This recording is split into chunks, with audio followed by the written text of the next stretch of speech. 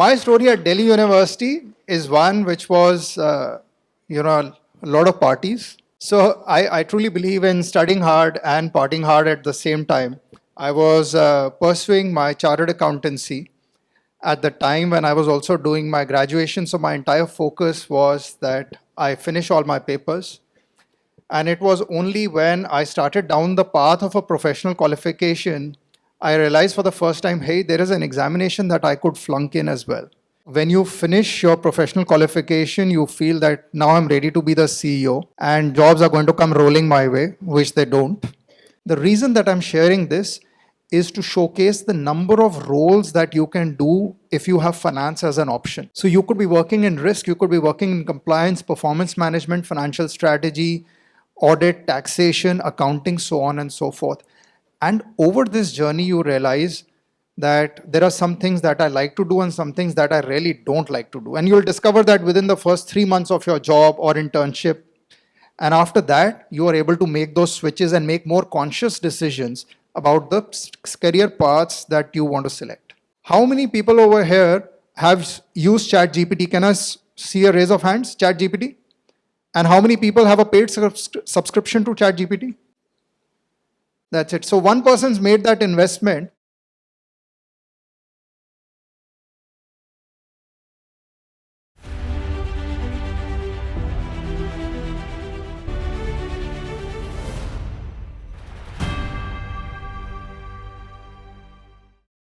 So I think looking at the faces of students in the crowd, I think people are pretty excited and are hoping to gain a lot of insights. Let's first start with the student journey that Sir had. Sir was a part of the University of Delhi, was a student of University of Delhi. So let's first take a look at the student life that you had. So kindly share your experience as a student of Delhi University. Thank you, Mridul. My story of Delhi University. All Delhiites here, yes? Yes. Woo! All right. So my story at Delhi University is one which was, a lot of parties. So I truly believe in studying hard and partying hard at the same time. I was pursuing my chartered accountancy at the time when I was also doing my graduation. So my entire focus was that I finish all my papers. And it was only when I started down the path of a professional qualification, I realized for the first time, hey, there is an examination that I could flunk in as well. So throughout your school life or throughout your grad, I had that confidence that even if I push for that last mile, I'll study in the last few days and pass my examinations. But when you hit the professional level, like you do during your chartered accountancy or any professional qualification, you learn very quickly that consistency is the key. And the kind of effort that is needed for those qualifications is very different. So my journey was a lot in South Campus, but spent a lot of times going to various tuition centers, studying, slogging away, and giving my examinations to complete my CA. So all those party animals out there, you can also be like, sir, no need to worry about that. Your future is pretty much secured. If you're as hardworking as sir, because obviously, as we heard that he managed multiple things at at the same time, right? So that's one thing. So post which it's you've worked for HDFC and Citibank, right? You also have a variety of work experience in that sector. So how did you break in there? What about the break-in journey? All right, Mridul, thanks for that question. It's quite interesting that when you finish your professional qualification, you feel that now I'm ready to be the CEO and jobs are going to come rolling my way, which they don't. And so we had quite a time. I went around to various firms in Delhi looking for an opportunity that how could I start my professional work. And I was lucky enough to get chosen by Pricewaterhouse, where I worked in fraud investigations and foreign funded projects for a couple of years. Now, one of the things about a finance qualification is the amount of options that it opens up for you, right?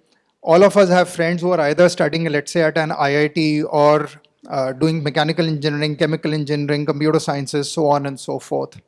And we also have friends who have given NEET and are studying in their medicine. And they'll go ahead and do their MBBS, MD, so on and so forth. but it's the finance professionals who have the true flexibility to be able to pursue different areas of work. So I started off in audit, and I realized 3 months down the line that I'm not cut out for audit. I used to think that this is a little too pedantic for me. I need to do something else. So I did fraud investigations. 2 years down the line, I said that I think I need to study further. So I went for my MBA at Indian School of Business. Post which, then I started working with Citibank in retail banking, where I was working on financial strategies and I was working to how to maximize revenue. The reason that I'm sharing this is to showcase the number of roles that you can do if you have finance as an option. So you could be working in risk, you could be working in compliance, performance management, financial strategy, audit, taxation, accounting, so on and so forth. And over this journey, you realize that there are some things that I like to do and some things that I really don't like to do. And you'll discover that within the first 3 months of your job or internship. And after that, you are able to make those switches and make more conscious decisions about the career paths that you want to select. So as you said that you were initially doing audit work, right? And then you felt that audit wasn't really a thing, I'd say, right? And then you switched it. Now, what happens for us students and might happen for in the future as well, that people tend to hesitate a lot while switching, right? People have the fear of failure, I would say. So you are someone who switched from auditing and then to a different part, and then further went ahead doing MBA in finance, right? So were you hesitant about, like, were you afraid that maybe this won't work? How did you deal with that? So I was 100% afraid. I was absolutely scared when I had to leave Pricewaterhouse because all the partners at PW, my own family, they all said that, hey, how can you leave such a good employer? And leaving PW at that point in time used to be a big decision because nobody used to quit. Times have changed and we were also a lot more insecure. As a matter of fact, a lot of my friends at McKinsey, and I can leave this line with all of you, that many organizations will look at you. All of you sitting here are all overachievers just because you are here, right? And people look for insecure overachievers. If you have insecurity and you are an overachiever, what will happen is that you will work very, very hard. And that's exactly what your employers want you to do, which is not bad in itself. But if you do the same thing from a position of security, you'll make more secure choices. There is no harm in being afraid when you're making a change, but you need to be confident in your abilities that, yes, I can do this, I can take whatever comes my way. There will always be ups and downs. And failure is not an end in itself, it's a stepping stone. So learn from it and move on. So, if you want an example, I'll share with you an example. At Citibank, my manager told me that this is an X amount of target. I tried for the first month, second month, and I couldn't meet the targets. The third month, I went back to my manager asking that, please, could you help me? Could you guide me in terms of what different can I do? Said that, I don't care what you do. You do something. You'll either do something which is right or you'll do something that is wrong. If you do something right, fantastic. You're on the right path. If you do something wrong, learn from it and move on. Try something else. So don't sit still. Keep trying different things in your career. You'll eventually hit upon something that you like, or you'll end up liking what you're doing.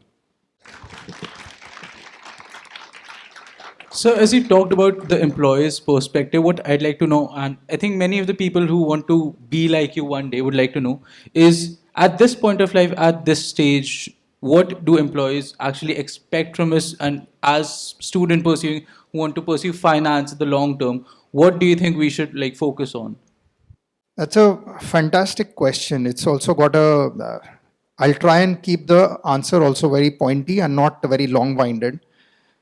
See, finance as a stream is something that is continuously evolving, especially due to the use of technology, distribution, and the fact that there is always something happening in the area of compliance, law, and so on and so forth. So what does an employer expect? An employer today is expecting 3 or 4 things. The one thing is that they expect a finance person to be a technology native.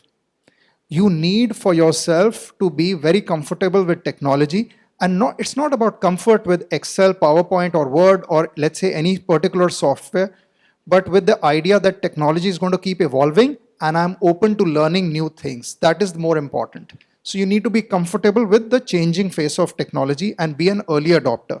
Finance is usually the first adopter of technology in any organization, and they are also the evangelists to the rest of the organization.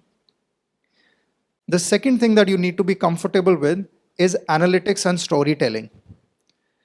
What is storytelling? What is the expectation from your employer? The expectation is that, let's say that there is a challenge or a problem that is faced. They expect you to have critical analytics and decision making. For everything, you can't run up to your manager or your colleagues asking for help. You need to be able to apply yourself to that situation. Now, this is where I think that academic and professional qualifications, they actually make that change, and we'll just come upon that. So keep that in mind, that you need to have analytical skills and decision-making skills along with ability to analyze and problem solve. The third thing is that you need to continuously keep yourself updated in terms of the latest that is happening in your particular area of expertise. Now, finance has several areas that we just talked about. So whether it be performance management, compliance, risk, so on and so forth, audit, taxation, you need to keep yourself updated. So getting a qualification is not an end in itself. Getting a qualification is like a journey. So for instance, ACC has continuing professional development. They expect you to do something every year in order to enhance your skills. And that is how you keep yourself relevant to your employer. So, as you mentioned, that technology is a crucial part of finance, and it's the first segment where technology actually enters. And as we all know, that technology is a rapidly evolving sector, right?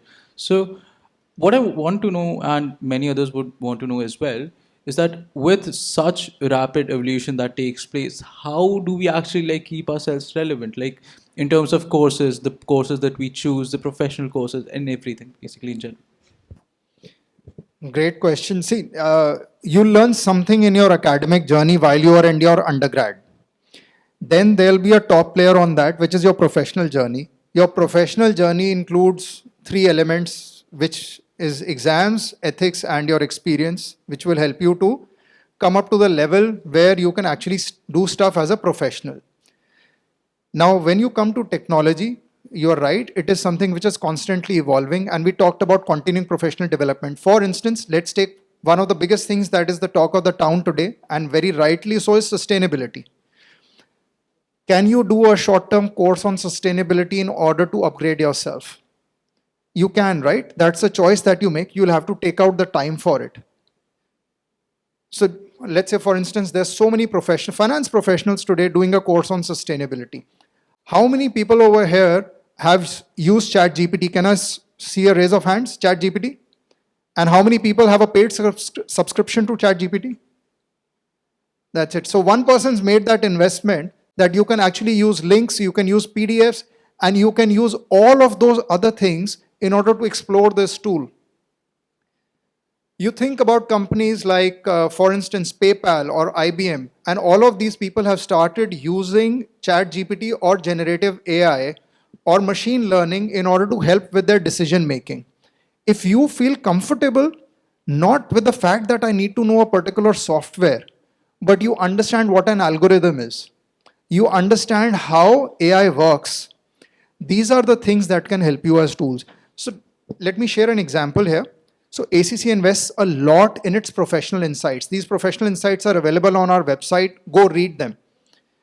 We put them out for our members. Why are we putting so much research? We have been doing it now for the last 60, 70 years. Why? Since 1975, actually. And if we've been doing it, why are we doing it? Because we want to be able to share the latest in the profession with the members to update themselves. So if you make that effort, you'll be fine. Thank you so much, sir, for giving us such an insightful session.